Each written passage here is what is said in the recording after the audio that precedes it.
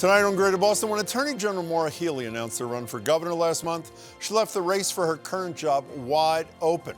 And tonight, all three Democrats who hope to fill the breach, former Boston City Council President Andrea Campbell, Attorney Shannon Liss-Riordan, and former nominee for Lieutenant Governor Quentin Palfrey, join me. We'll ask each of them essentially the same questions, so you can make a side-by-side comparison. But for those concerned about fairness, none will have heard the interviews of the others. You with me? Then let's get started. Up first, Andrea Campbell represented Dorchester and Mattapan on the Boston City Council for 6 years. In 2018, she became the first black woman ever elected president of the council, and last year she finished third in a bid for Boston mayor. She joins me now. Andrea Campbell, good to see you. Good to see you. Thank you for having me. Pleasure. Why are you the best candidate for the job? For several reasons. One, I think I bring the unique and different lived experience. I've already been on the trail crisscrossing the state, and I will continue to, talking about my lived experience and growing up, frankly, in a family torn apart by poverty, incarceration, and crime, which, of course, is very much what the families are dealing with in the Commonwealth right now. I bring a unique legal experience. I worked in the nonprofit sector as an education attorney, in state government as an attorney for Governor Deval Patrick, as well as for a regional planning agency, and that elected experience. So all of that is unique. And in this moment in time, I'm really excited for my candidacy and to get out there and tell folks what the AG's office can do in their daily lives. Anything Maura Healey did that you would do differently as Attorney General? Well, one, I always think it's best to start and give credit where credit's due. She's done incredible work when it comes to addressing the opioid crisis, climate change, environmental injustice. But for me, it's bringing a unique lens, definitely looking, of course, at ways in which to deal with racial disparities, of course, looking at the criminal legal system. I talk a lot about my twin brother, Andre, who was very much one reason I got into the work of public service. And so still a lot of work to do there. But then also, when it comes to other inequities that families are struggling with across the Commonwealth, this is an office that can make sure that you can stay in your home, that you can buy a home, make sure that your kids have access to a good education, a living wage, benefits. And so for me, taking this holistic approach to the families which are suffering, frankly, right now in the Commonwealth is also critically important too. Any area where she came up short in your estimation, Andrea Campbell? Well, I think for me, I had a lot of conversations, for example, today talking about health inequities and really looking at the racial disparities that continue to exist when it comes to access to healthcare, when it comes to building trust with communities of color, which we know is still very important as we deal with COVID. But in addition to that, for me, it's also about pushing the envelope on what the office is capable of. I've already been on the trail telling folks that this office can indeed ensure that families have access to good education and pre-K. This office can make sure that we are prepared for the foreclosure crisis that might come up outside of COVID. This office can deal with public safety issues, make sure our officers are resourced, at the same time ensuring transparency and accountability in all of our systems. So for me, that is really important, but also looking at everything through an equity lens and driving an agenda through that lens. I want to broach a couple of issues with you that you would either have formal power over as Attorney General or the bully pulpit power. For starters, as you well know, close to 750,000 people in the state received roughly almost $3 billion in unemployment benefits during the pandemic that they were not entitled to. Through no fault of their own, no fraud, the state wants that money back. One, do you think those people who got it, again, through no fault of their own, should have to repay it? And if the answer is no, what would you do as Attorney General to help them? Well, I think it's a conversation we need to have. Families right now are still struggling in the midst of COVID. Families are still losing their jobs, concerned about, of course, what will come next. There's still a lot of uncertainty right now. And so I do think when government makes a mistake, we need to own that it was, government's fault, while at the same time seeing how we can do to sort of right a wrong. If there's some, obviously these are public dollars and we have to be mindful of that, but there's a way in which to have a process. There's a way in which I think to be really thoughtful in our conversations. And I know for me, I can't stress this enough. My goal is to really continue to be a leader that deals with things from a bottom-up approach, not a top-down approach. That requires us to go into communities and to have real conversations on the things that families are struggling with right now, because that is true across the Commonwealth. all the way out to Berkshire County, the Cape and Islands, you name it. Families are struggling in many ways. So right now, I think the conversation needs about how do we support them? How do we ensure that they can thrive, of course, post-COVID pandemic?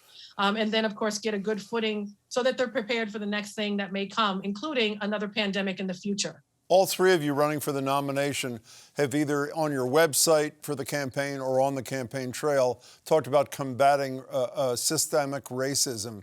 Can you tell me specifically what you would do as Attorney General to do that?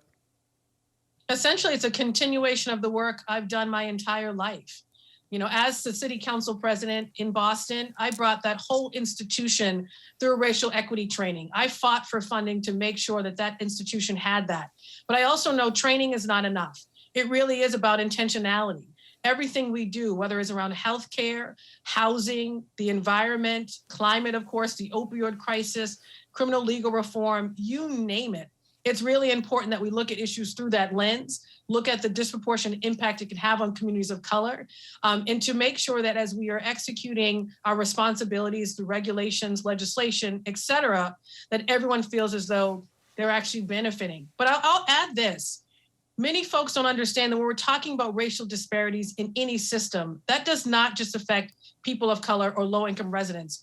All of us are affected by that. Because when the system fails some of us, it fails all of us and holds us back, including Massachusetts, from reaching its full potential. And so for me, it's important to get out there and have those sometimes hard conversations with constituents, and of course, to talk about how I would continue to be a leader in this work. Qualified immunity is the legal doctrine that basically shields public employees, including police officers, from liability for what they did in the course of their job. When the criminal justice reform bill in the state was signed at the end of 2020, there was a minor change. Some people think it should be done away with. Do you? I've already been on record. You know, I chaired the Committee on Public Safety and Criminal Justice for the City Council, pushing for reform. I restored a line item literally in our state budget to support officers in community policing. At the same time, I believe in transparency and accountability. No one should be above the law. And when someone commits any type of heinous act against a resident of the Commonwealth, they should be held accountable. It should be no different depending on what you do.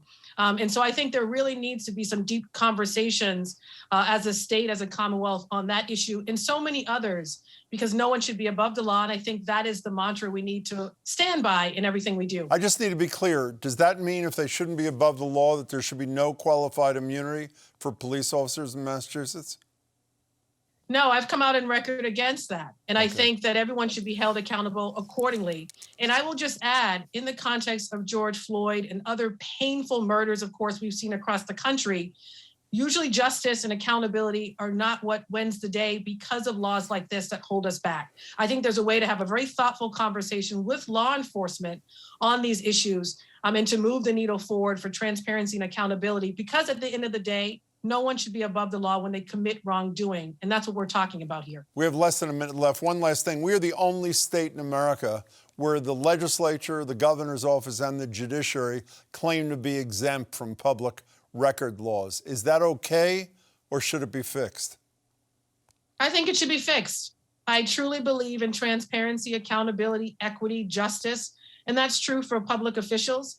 On the city council side, when I was in my role as an elected official for the city council, we had to, of course, abide by public records law. Everyone should.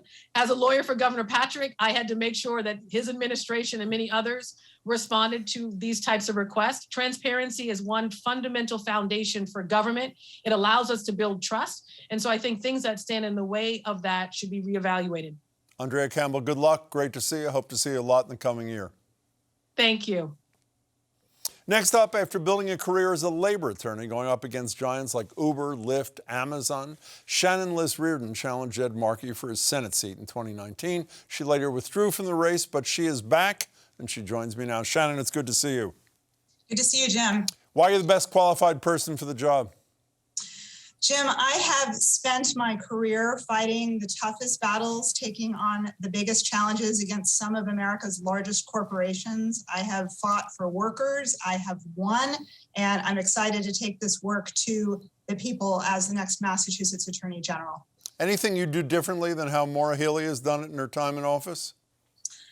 Mara's been a terrific AG. I am very excited to expand on the excellent work she's done. I am excited to double down on fighting polluters who are destroying our environment, corporate bad actors who are taking advantage of workers and consumers, fighting for reproductive rights, and making sure that our economy is a fair economy that is including everyone.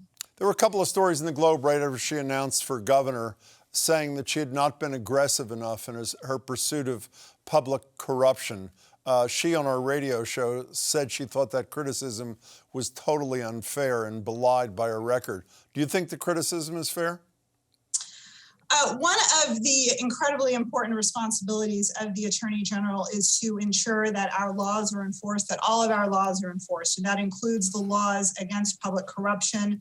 Our democracy depends on the Attorney General being a strong advocate for the people, and that's exactly what I will ensure happens when I'm Attorney General. Has she been a strong enough advocate on those issues? I think Mara has done a great job in a lot of areas. I think there is more that can be done in many of those areas, and I'm looking forward to taking on and building on the work she's done. Worker protection in particular, there is so much more that can and needs to be done to ensure that we get money back into people's pockets. And that's what I've spent my career doing and succeeding at. Speaking of money in people's pockets, virtually every time I have talked to Maura Healey while she's been in office, she's referred to the position as being the people's lawyer. So money in pockets. Billions of dollars went into the pockets of unemployed people in this state during the pandemic. 700,000 of them, apparently, according to the state, got the money improperly, not through any fault of their own, not through fraud, but by mistakes made by the state. The state now wants the money back from the vast majority of them, in some cases totaling tens of thousands of dollars. One, should they be required to pay the money back? And two, if they shouldn't, what would you do as Attorney General to help them? No, I mean, we have been going through a really hard time over the last couple of years in the pandemic, and there were a lot of resources that were put in from state government and federal government to help people who lost their jobs and were set back by the pandemic. There were innocent mistakes that were made, and no, we should not be clawing that money back from people. If there was actual outright fraud, sure, of course we need to go back and collect that and make sure that taxpayers aren't having to pay out for those purposes. But no, the people for whom there were honest mistakes, they used the money to pay the rent, to put food on the table. We shouldn't be going back after that money. And would you do something as Attorney General to ensure that outcome? Yes, that would be absolutely important to make sure that the Attorney General's office is being used to support the people and protect the people. And that's one thing that I know from my career as a civil rights lawyer over the last 20 years. I've often dealt with the Attorney General's office. I've coordinated with them. We have fought together on critical issues to help workers. And there are also times when the Attorney General is called upon to defend the Commonwealth, and there are times when that's the proper action. There are some times when mistakes were made, and I think as Attorney General, I need to look at every case and make sure that what we do, what position we take, is in the interests of the people. What do you do when you're bound to represent the state and you think the state has taken the wrong position? What do you do as Attorney General? Well, there are a couple possibilities. One is resolve the issue and figure out what went wrong and make sure that it never happens again. Another possibility in extreme circumstances, if it's not possible to get resolved, as Attorney General, I would not defend the state in situations where I think the state's not on the right side. I can appoint a special Attorney General who would then do the defense, and I could join the side of the plaintiffs where appropriate. Shannon, you on your website and the two people you're running against in this primary talk about combating systemic racism. Could you tell me specifically what you do as Attorney General to do that? Well, I have spent my career fighting not just for workers' wages, but fighting to eradicate discrimination and systemic racism. I have worked to get firefighters and police officers, Black and Hispanic, hired across the Commonwealth. I have gotten companies to open their doors to hiring Black and brown people who they hadn't hired before due to discriminatory hiring processes. I'm taking on Uber right now for using racially discriminatory algorithms, which lead to the disproportionate firing of Black and brown drivers. I think we need to be out front, seeing how racism is creeping into so many aspects of our society. And I've been a leader in fighting those battles, winning in court, and foreseeing what battles are coming. And that is the fight that I will take to the Attorney General's office. Many people who advocated for serious criminal justice reform on the federal and state level said one of the ways you get there and address the issue of racism is by eliminating qualified immunity for police officers, which obviously shields them from certain civil suits. The state went about this far in that direction, a minor change in late 2020. Should qualified immunity be eliminated for police officers? There are a lot of things that need to be looked at to make sure that our criminal justice system is fair, is equitable, is keeping our communities safe, but is also doing so in a way that is fair to the people who it is meant to protect. I think one of the issues that really needs to be looked at with qualified immunity is that you don't have enough decisions out there that are actually written decisions which would establish what the law in the area is. I know one of the results of this commission was to look at how we can make sure that there are more decisions actually written so that officers know their responsibilities and citizens know their rights, and that will help get us closer to a just system. There are a lot of recommendations came out of that report, and that commission. And the Attorney General's office is going to play a very critical role in appointing members of the commission, making sure we're doing right on reforming our criminal justice system to make sure that it is working for the people. I only have about 45 seconds left. There's no other state in the country that exempts the judiciary, the legislature, and the governor's office from public records laws. At least I should be clear. They claim exemption from public records laws. Is that a satisfactory state of the law, or should it be changed? No, absolutely not. Transparency is key to our democracy, and I will do everything I can to make sure that we have a transparent state government on all levels, because it's absolutely imperative. Sunshine is the greatest remedy to make sure that the people are involved and know what their government is doing. Somebody else said it was a pretty good disinfectant, too. I think that guy went pretty far. Shannon Lewis Reardon, it's good to see you. Thank you so much for being here. Appreciate it. Thank you so much, Jim. Appreciate it. And finally tonight, Quentin Palfrey most recently served as acting general counsel at the U.S. Department of Commerce under Joe Biden. Before that, he was the 2018 Democratic nominee for lieutenant governor and a former state prosecutor. Quentin Palfrey joins me now. Quentin, good to see you. Nice to see you, Jim. Thanks so much for having me. Why are you the best person for the job? So as a former assistant attorney general, I've seen firsthand how much impact the AG's office can have on the issues that matter the most. The AG can bring consumer protection cases against predatory lenders and scammers, can bring much needed urgency to the fight against racial injustice and the climate crisis, and the fight for our democracy. And why are you the best person to lead those fights? So I think that my experience as a former assistant attorney general and as a leader in the Biden and in the Obama administrations has given me the experience that I need to lead this office in this really important time. Do you think as attorney general, there's anything you'd do differently than Maura Healey has done it in her 8 years in office? So I think Maura Healey's been a terrific attorney general. I had the chance to work alongside her when I was the chief of the healthcare division. She was the chief of the civil rights division, and we worked hand in hand. I think one of the things that she's done really well has been to fight back against a corrupt and immoral Trump administration during a time when that was desperately needed. At the same time, I think that sanity in the White House has allowed us to shift our focus to issues that affect us here in Massachusetts every day. So I would envision that the next few years in the Attorney General's office, we can focus a little bit more on the issues that affect us here in Massachusetts. Speaking of corruption in the Trump administration, one of the few criticisms that I've heard of her is that she was not tough enough on public corruption here in Massachusetts. She thinks those criticisms are unfair. Do you think they're unfair?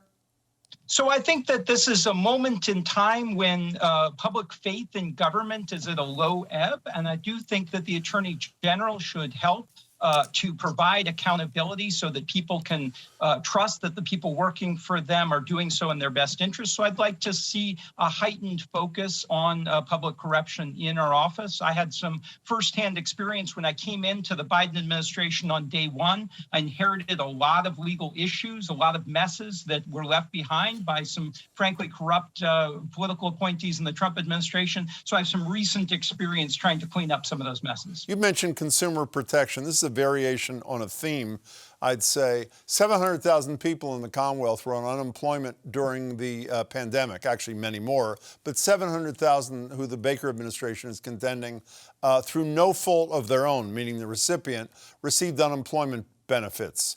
No fraud, nothing like that. The Baker administration now believes the money has to be repaid, not in every case, but in most of those cases, sometimes tens and tens of thousands of people. One, should those people have to repay that money to the state?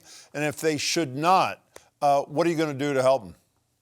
So I don't think so. I think that when folks received money that was not through the fault of their own, I think that we should figure out some kind of a legislative fix to make sure that people who relied on that money at a really delicate time in this economy don't have now a huge financial burden on them to repay that money. But I think that one of the things that the AG office can do on this issue and many others is really be the consumer's advocate, really stand up and fight for workers and consumers and civil rights. And I think that extends beyond the law enforcement function of enforcing consumer protection laws to really being an advocate on Beacon Hill and being an advocate in the public conversation. And I think that if there's an unfair approach that the governor takes or the legislature takes, the attorney general should say so. All three of you, Liz Reardon and Campbell, talk about combating systemic racism, either on your website, your early campaign jaunts, that sort of thing. How specifically do you as Attorney General do that? So I think that the murder of George Floyd and the Kyle Rittenhouse verdict are just the most recent reminders that there are two justice systems in America. We imprison too many people for too long for doing too little. Race has too much to do with who ends up in the criminal justice system. And I think the AG is one of the key figures who can fight back against that racial injustice. It's not one thing. We obviously need to bring urgency to police reform, to criminal justice reform, but we also have to look at systemic disparities in the healthcare system, in the education system, in the housing system, and in transportation. Unfortunately, we have a legacy in this country of systemic barriers to voting. And so I do think that the AG, as one of the main civil rights voices in the Commonwealth, needs to bring urgency to this fight. You mentioned criminal justice reform. The first two examples you picked when I talked about racism was police misconduct. You probably know in the criminal justice reform passed by the legislature a little more than a year ago, there was a minor change to qualified immunity, which shields police officers and other public employees from liability for what they do in office. It essentially said that if this new entity created by the state took away their badge, then they could be sued, but that's the end of it. Many people advocate for an end to qualified immunity, specifically as it relates to police officers. Are you among them? I am among them. I think that there is much more that we need to do to make sure that we hold police accountable for misconduct, in particular misconduct that has a racial element to it. I think that there's an urgent need to bring more police accountability, and I think that qualified immunity goes in the other direction and that we should move away from it. What do you do in response to those who say it would discourage good people from seeking those positions for fear that innocent mistakes end up being criminally liable mistakes, for lack of a better expression? So first of all, I have the utmost respect for people in law enforcement. I think that public service is something that's going to draw a diverse and qualified pool into that field. We need to compensate our law enforcement very well. But there are other defenses that are available to anyone who's involved in an altercation, and those defenses are available if somebody has a defense. But I don't think there should be a special defense of qualified immunity. I think that has led to too many bad outcomes, and I think that we should eliminate it. It's almost always good for a state to be number one in something, but not in this area. We're the only state, according to reporting in the Boston Globe over the years, where the judiciary, the governor's office, and the legislature all believe they're exempt from public records laws. Is that a good way for a state to operate? And if it is not, what do we do about it? I don't think it is. I think that we need to open up our government. We need to make sure that the public has access to the records of the governor's office and to other senior levels of the administration. There always should be some exceptions for deliberative process and for attorney-client privilege. There are some circumstances where the government should have the opportunity to deliberate on matters, but we need much more transparency in our government. We need many more opportunities to hold our government accountable. That means amending our open meeting laws as well, and giving more access to data and to records to the public so that the public can trust what's happening in the government on our behalf. Quentin Palfrey, it's good to see you. Good luck, and I hope to see you a lot in the year ahead. Thanks so much for having me. It's a real pleasure to be here, Jim. Mine as well. Thank you. So far, there are no Republicans declared in the Attorney General race. As soon as there are, we'll invite them here, too. That's it for tonight. Please come back tomorrow. Jesse Pitts once spent 9 months behind bars for selling marijuana. Now he runs the first social equity business in Massachusetts to get 3 different licenses to grow, manufacture, and sell the drug legally. He'll join me tomorrow at 7 right here in Greater Boston. Thank you for watching. Please stay safe.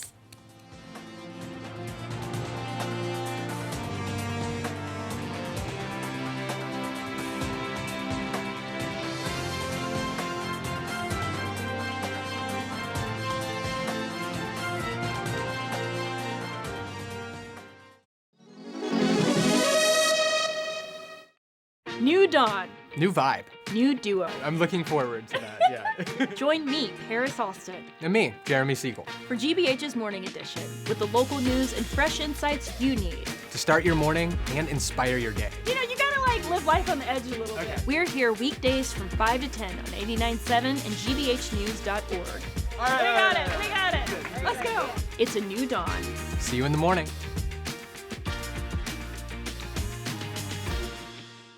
Hey folks, Edgar B. Hurwick III here from the Curiosity Desk, that new video series from GBH that everyone is talking about.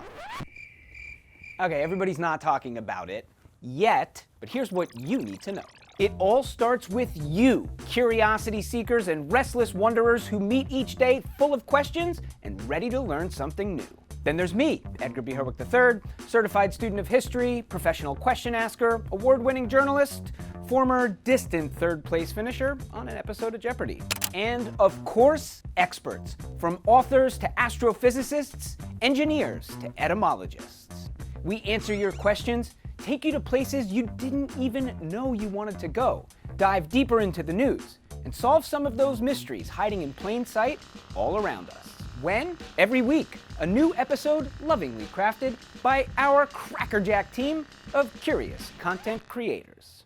In a world where so many answers are just a click away, there are still things the internet cannot tell us. Mysteries, big and small, just waiting to be solved, and surprises galore when we dare to simply ask questions. That's the Curiosity Desk. Like and subscribe, and most importantly, let me know what you are curious about, because hey, I might just look into it for you. I'm Edgar B. Hurwick III. Stay curious out there.